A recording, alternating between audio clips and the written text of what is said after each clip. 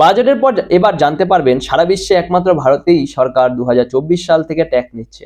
তার আগে সবকিছুই ট্যাক্স ফ্রি ছিল মোটামুটি ভাবে। এই যেমন চাকরি লাইফের শুরুর দিকে বছরের 1,80,000 থেকে ইনকাম বেশি হলে ট্যাক্স দিতে হতো, মানে ওই 2007 থেকে 8 এরকম সময়ে আর কি। এখন মোটামুটি ভাবে বছরের 7-7.5 লাখ টাকার বেশি ইনকাম হলে ট্যাক্স দিতে লাগে।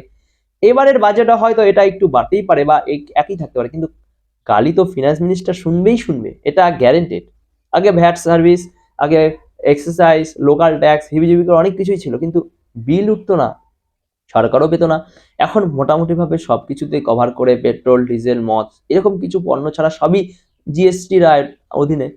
এখানে বিলে ট্যাক্স উল্লেখ থাকে, স্টেট জিএসটি অর্ধেক আর সেন্ট্রাল জিএসটি অর্ধেক। এই অর্ধেক সেন্ট্রাল জিএসটি থেকে 42% আবার স্টেটের কাছেই ফেরত আসে। আবার 98% পণ্যে জিএসটি আগের ট্যাক্স পার্সেন্টেজ থেকে কম, এবং জিএসটি কাউন্সিল সব রাজ্যের যে অর্থ মন্ত্রণালয় এবং সেন্ট্রাল অর্থ মন্ত্রণালয়ের লোকজন মিলে এই জিএসটি কাউন্সিল তৈরি করে।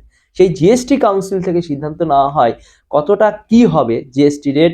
শুধু সেন্ট্রাল চাইলেই কিছু বাড়াতে বা কমাতে পারবে না। কিন্তু তবুও গালি তো নির্মলা সীতারামন ম্যাডাম তথা বিজেপিই খাবে, বকলমে মোদিজিও খাবেন। ইন্দিরা গান্ধীর আমলের প্রায় 90% ইনকাম ট্যাক্সের দিনে তাদের টাইম মেশিন করে পাঠিয়ে দিতে পারলে মজা খুব একটা কম হতো বলে মনে হয় না।